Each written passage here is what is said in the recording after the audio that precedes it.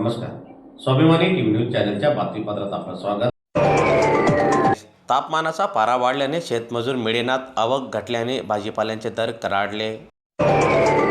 धुळे जिल्ह्यात दिवसेंदिवस वाढत असलेल्या तापमानाचा परिणाम आता शेती क्षेत्रावरही दिसून येत आहे.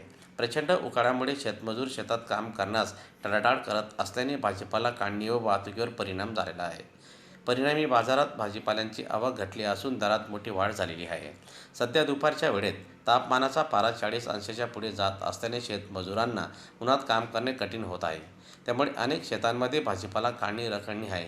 याचा थेट परिणाम बाजार समित्यांमधील आवकेवर झालेला असून टोमॅटो, कांदा, भेंडी, वांगे, कोथिंबीर यासह विविध भाज्यांचे दर वाढलेले आहेत. दरम्यान वाढत्या दरामुळे सर्वसामान्य गृहिणींचे घरगुती बजेट कोलमडलेले आहे.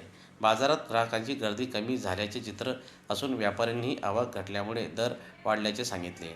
आगामी काही दिवसात तापमानात वाढ कायम राहिल्यास भाजीपाल्याचे दर आणखी वाढण्याची शक्यता व्यापाऱ्यांकडून व्यक्त करण्यात येत आहे.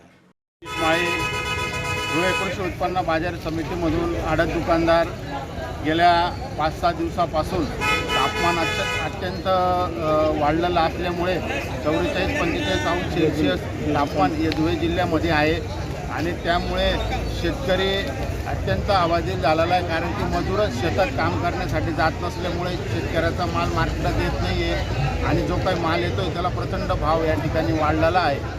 कारण की आवक कमी असल्यामुळे टमाट्याचं कॅरेट जे 300-350 रुपये जात होतं ते अचानक आता 750-800 रुपये या ठिकाणी जातं आहे आणि प्रत्येक मालाचा भाव या ठिकाणी वाढलेला आहे. जर दुधी भोपळा 7-8 रुपये जात होता, आता तो 20-25 रुपये किलो जातो आहे. गड्ड्याचं कोथिंबीर, मिरची सर्वच भाव या ठिकाणी गगनाला भिडलेले आहेत. तसंच लग्न सराईचा सुद्धा फटका मार्केटला झालेला आहे.